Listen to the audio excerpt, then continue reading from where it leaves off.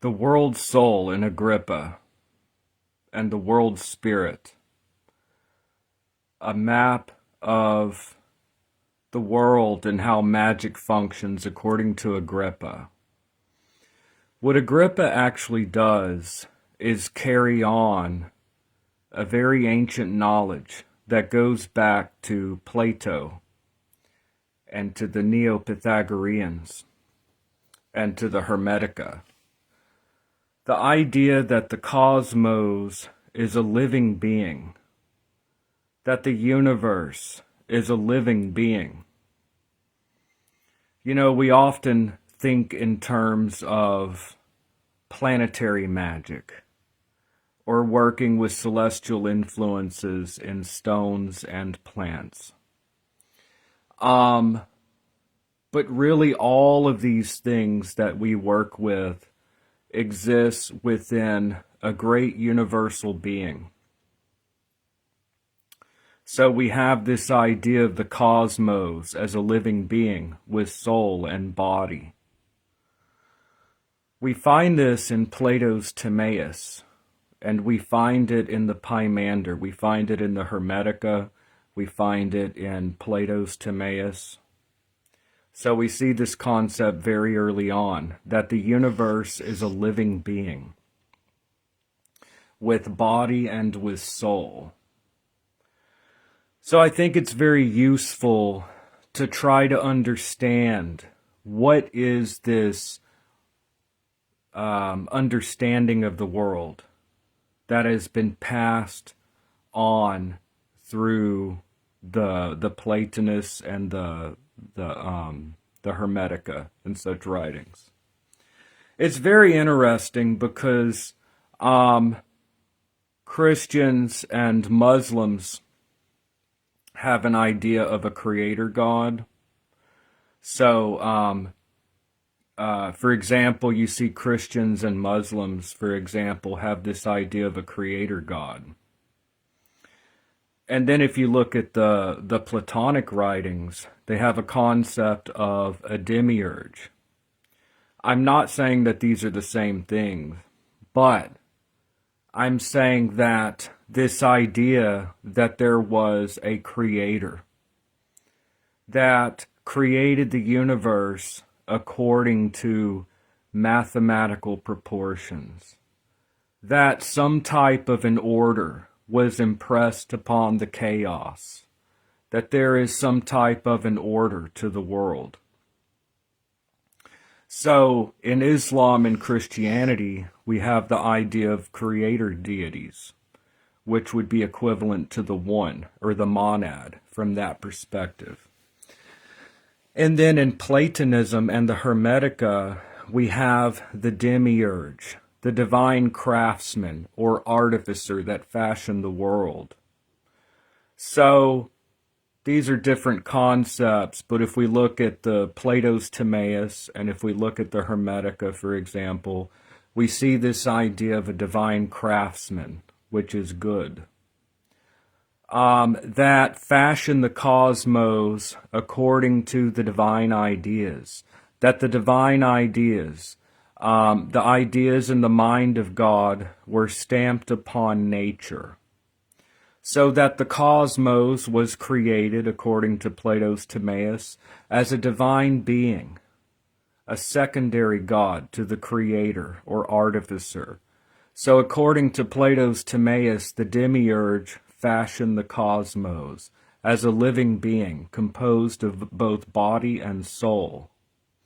And the divine ideas were placed upon her as this divine pattern was impressed on nature.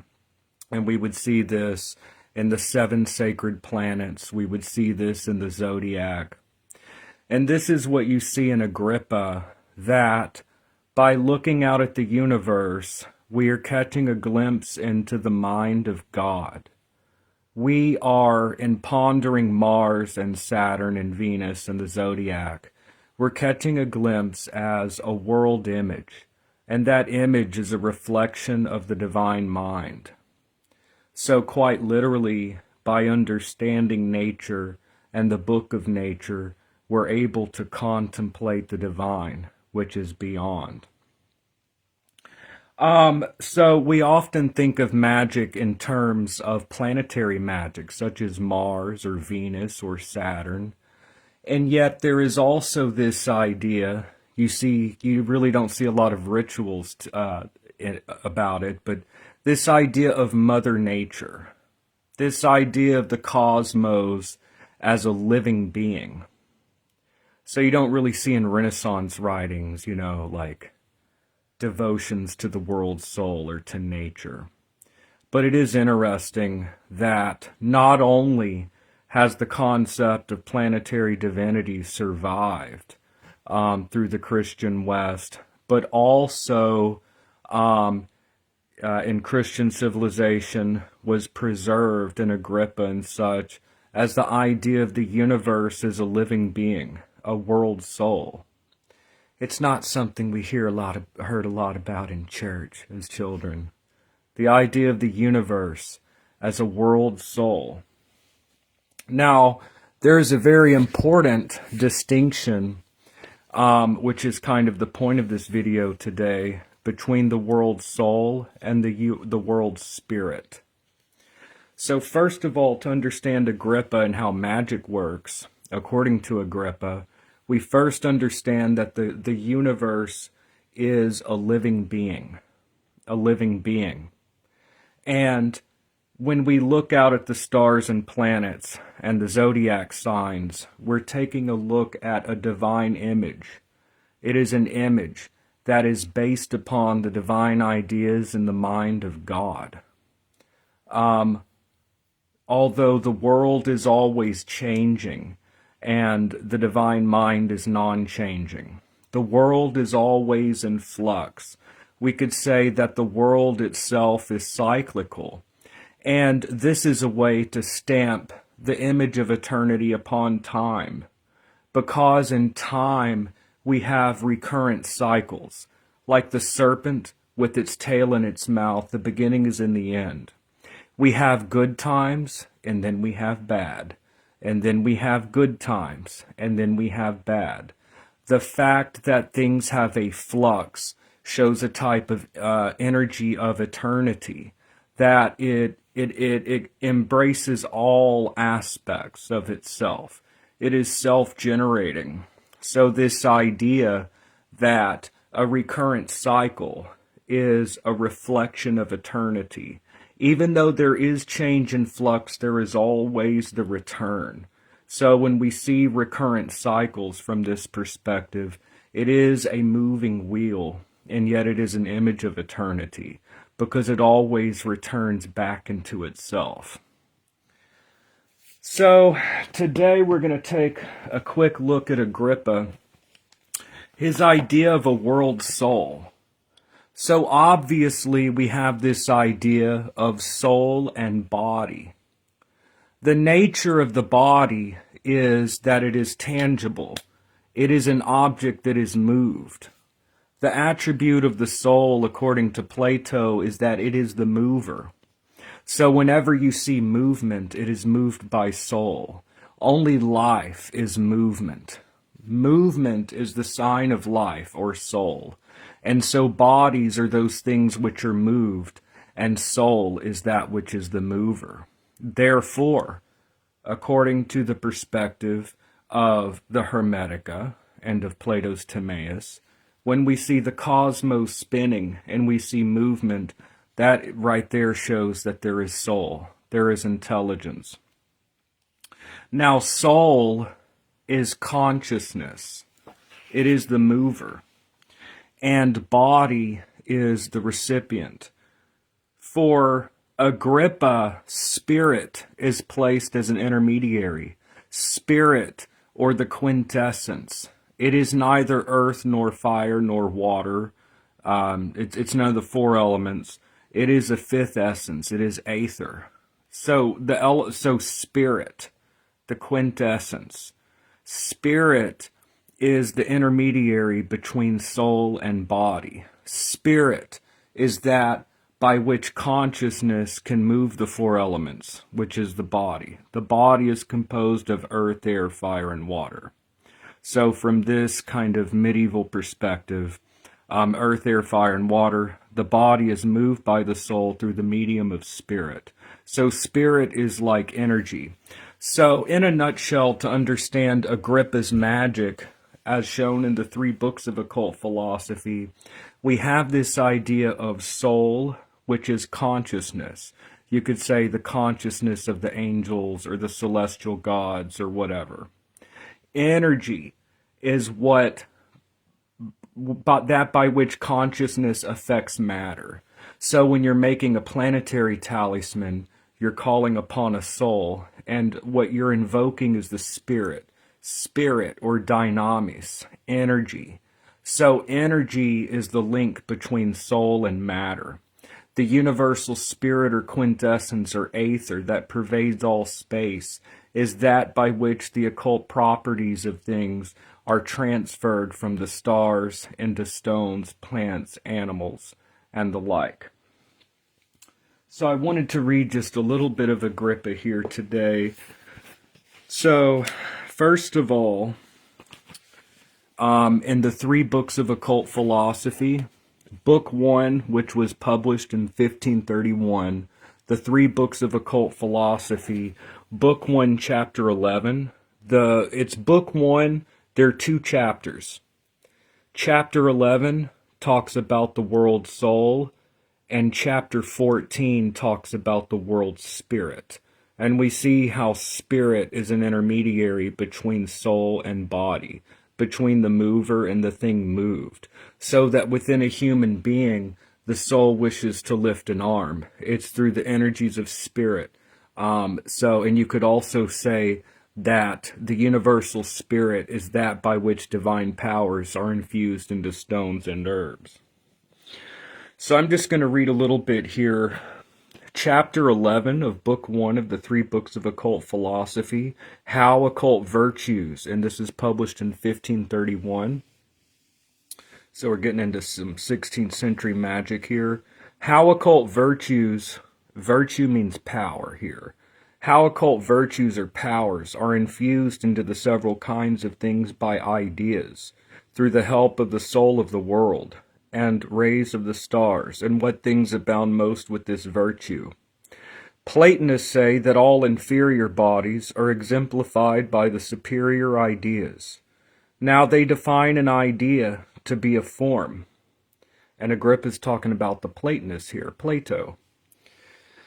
Now they define an idea to be a form above body, souls, minds, and to be but one simple, pure, immutable, indivisible, incorporeal, and eternal, and that the nature of all ideas is the same. Now they place ideas in the first place in very goodness itself, that is, God, by way of cause, and that they are distinguished amongst themselves by some relative considerations only, lest whatsoever is in the world should be but one thing without any variety, and that they agree in essence, lest God should be a compound substance. So this idea that all the diversity we see in the world, all the vast diversity, clearly shows that the divine ideas, okay, it's like light goes through a prism, and you have all the different colors. The ideas are distinct. If there was no distinction in the ideas, then the world would be uniform, just a mass of the same thing. And yet they are one in essence, lest God be a compound substance.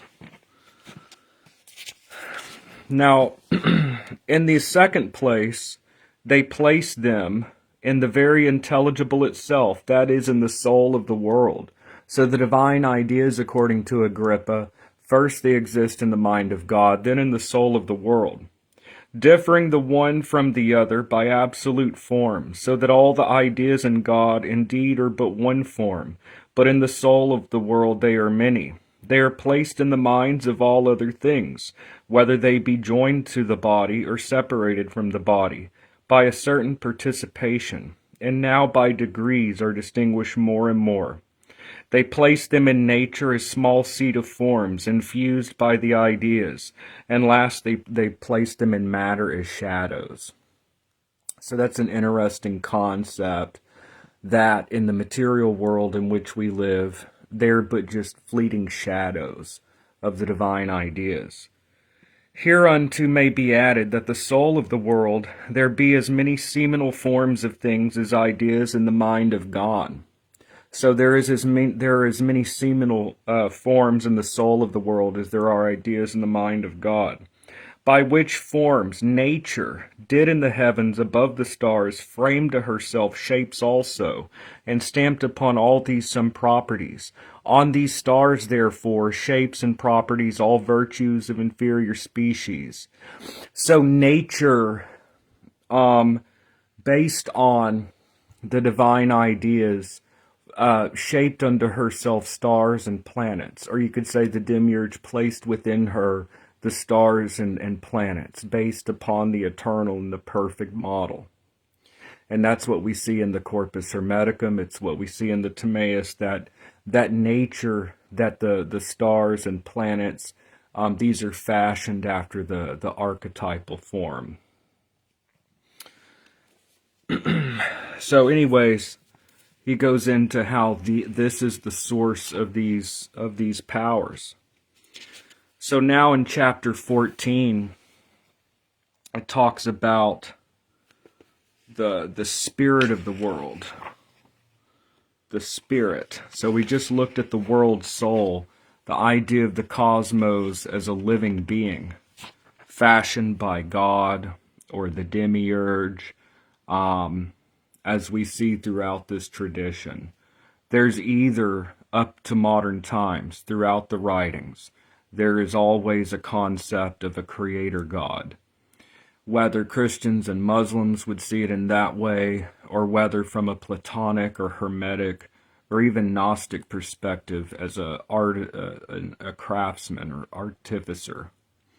The idea that the universe fashioned itself or was just like an accident would have been unthinkable. Or even that without mind, it just somehow modeled itself. What did it model itself on? Upon some eternal image. So as we see all the way back through the Renaissance, the Middle Ages, and then back into the Platonists and the Hermetists and the Gnostics, there was always an idea of some type of a creator divinity. So a demiurge or something. Which I am in no way trying to impose that idea, not in the least. I am against that type of thing in my videos. I just point out that historically, the Renaissance, they were all Christian, or in the Middle Ages, there's a lot of Muslims in this. And before that, the Platonists and the Hermetists and the Gnostics, they all had this idea of a demiurge. So I'm against imposing any kind of, but I'm just saying historically, yeah, like the idea that the cosmos was a living being and that this cosmos was fashioned by some type of an artificer. And the Platonists generally saw the demiurge as good. The demiurge is good. And in the Hermetica, the demiurge is good. So the demiurge is not always seen as, a lot of times it's seen as a very positive, like in Platonism, the demiurge is good. But anyways, the soul. So the soul of the world as seen as the intermediary. I think one way this can be conceptualized is that it's power or energy, like dynamis and magic. You're working with energy. Okay, you're interacting with souls, and they could be celestial gods or angels or whatever, and you're drawing energies. Or you may just be trying to capture the spiritus mundi, like Ficino.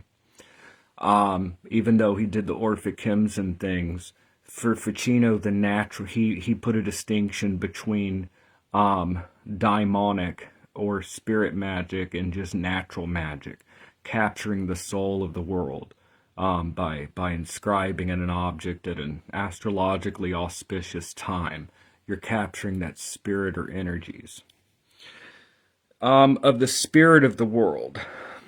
Democritus, and this is chapter 14 of Book 1 of Agrippa, Democritus and Orpheus and many Pythagoreans having most diligently, he's quoting the ancient Greek, and many Pythagoreans, having most diligently searched into the virtues of celestial things and natures of inferior things, said that all things are full of God, and not without cause.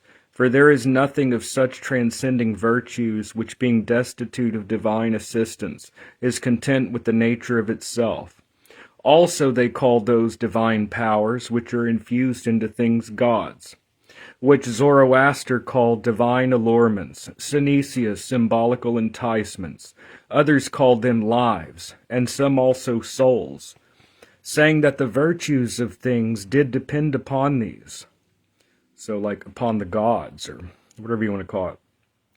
Because it is the property of the soul to be from one matter extended into diverse things, about which it operates.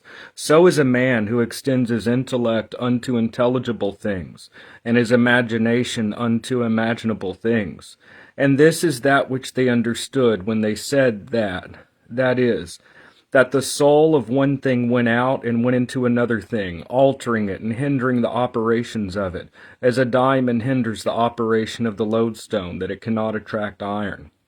Now, seeing the soul, here is where he talks about the spirit being the intermediary between soul and matter. It's neither fully spiritual nor fully material. It's something in the middle. Now, seeing the soul is the first thing that is movable, that, as they say, is moved of itself, but the body, or the matter, is of itself unable or unfit for motion. Again, bodies are moved by souls. Or the matter itself is unable and unfit for motion, the body by itself, and doth much degenerate from the soul. Here's where it talks about the spirit as a medium. Therefore, they say, there is need of a more excellent medium, that is, such a one that may be as it were no body, but as it were a soul, or as it were no soul, but as it were a body. That is, by which the soul may be joined to the body. So the spirit is given something that's not fully, I guess, spirit or like soul, and yet it's not fully like body. It's something in between, right? It's like energy.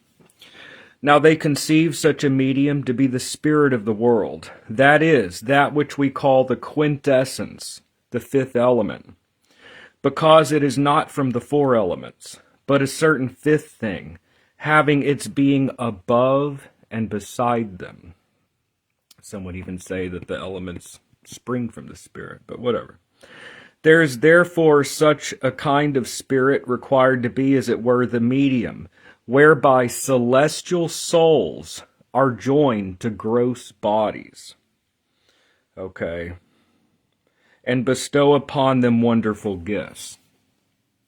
So when you're working with the planets, you're working with these celestial souls or gods or archangels, the interplay is through the energy or the spirit.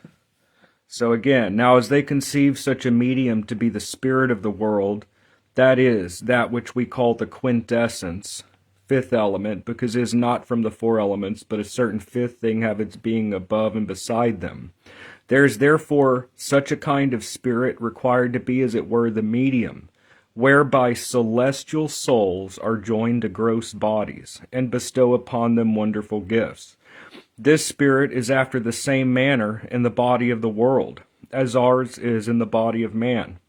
For as the powers of our soul are communicated to the members of the body by the spirit, so also the virtue of the soul of the world is diffused through all things by the quintessence. For there is nothing found in the whole world that hath not a spark of the virtue thereof. Yet it is more, nay, most of all, infused into those things which have received or taken in most of this spirit. Now, one thing I want to say here, so clearly the divine powers of different stones and plants that we use in magic, that divine power is said to come from the celestial gods, or from these divine powers that exist within the universal being of the world soul, and the cosmic being and are reflections of the divine mind, they themselves receiving power from the divine ideas. Now these virtues, so they bestow their gifts upon matter. Back in chapter 11, talking about the world soul.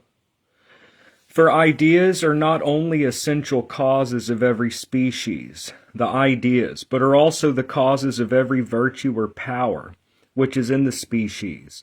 And this is that which many philosophers say, that the properties which are in the nature of things, which virtues indeed are the operations of the ideas, are moved by certain virtues. Okay, now these virtues do not err in their actings, but by accident. That is, by reason of the impurity or inequality of the matter. So things receive these divine powers from the celestial and divine realms. This is what makes up the three books and the three worlds of Agrippa. This is why Agrippa divided this into 3 books. Book 1 dealt with the elementary realm, our changing world of matter, gross matter. Book 2 dealt with the celestial realm, the divine, the realm of the stars, which were seen as a higher order. Okay, these celestial souls within the divine body of cosmos, or Kori, or whatever. And then the third world up is the divine realm, the realm of divine ideas, the realm of archangels. So this whole 3-world view of magic, I mean, this is basically how this all works.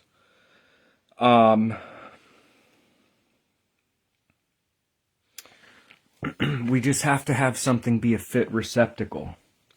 So by getting the right stones and plants and incenses at the right time, we're preparing a vessel to be filled with that divine spirit that has those divine powers, essentially. So it's a very interesting concept. What magic is for Agrippa is coming to understand the world and how the world works. And when we understand how the world works, then you're able to manipulate things, more or less. And this astrological map of the cosmos gives us much to reflect upon as a type of divine image. This gives us a kind of map for the ascent of the soul and for thinking about the world. So what we have here is a kind of world image. All right. So, and it's interesting that Plato talks about material things that we think of as matter. Things that live here in our realm are more body than spirit, or more body than soul. And so we are the short-lived. Things here die very rapidly. Things out there like celestial divinities or whatever, or celestial things in the second world up of Agrippa, they were seen to have more soul than body, and thus were eternal. So this was us like peering out at the world and contemplating the eternal. Our celestial map of the world has become a kind of map of the divine and the soul's ascent, the pathway of the soul. So if we can understand this cosmos, that we can come to understand ourselves and to understand the divine. So once again, the universe was a universal being. You could say Mother Nature. You could say Mother Nature. It's a living being, usually depicted as feminine, a universal soul, universal world. And within this, we have the astrological realm and our realm. And usually, if you look at the Platonic tradition, you look at the Hermetic tradition, often it's seen rather negative a lot of times, but in the Gnostic tradition, cosmos was fashioned by a divine artificer or craftsman, a demiurge. And I'm not saying that they're the same thing. They would interpret it more as being the one or the monad. But in Islamic and Christian civilization, over the last 2,000 years, this has been, thought of as, and those types of theistic forms. And so here we are today, bringing out the dusty old books and trying to understand this ancient knowledge. Now, whatever you do with a map is useful insofar as it helps us to kind of conceptualize and think about things. Okay, I don't think that we should become too dogmatic about the map. But the map is important in kind of understanding how all of this works. This is how the universe as a type of machine would run on magic for Agrippa. So that's just a quick video for y'all on the world soul and the world spirit, and kind of how the cosmos was seen as a living being with consciousness and soul. The universe for Agrippa. And this is the 16th century, but even throughout the medieval and Renaissance literature and all the way back to late antiquity, the universe was seen as a living being with consciousness and soul that we all lived within. And this was usually seen as created in the Platonic and Hermetic tradition, for example, is created by divine craftsmen. So when we see order and number in the universe, these were placed there as order. We don't see chaos in the world. The world is called cosmos because it is a world order. That order does not just spontaneously arise out of cosmos. That soul is higher than body, and that matter is fashioned by soul, and that the material world is something created with intelligence behind it, and that these are like signposts to get us to contemplate the divine, to understand the higher world order. So that's just a quick video for y'all on the world soul and the world spirit according to Agrippa. So thank you so much for joining me, and I will see y'all in the next video. Have a great day, y'all. Thank you so much.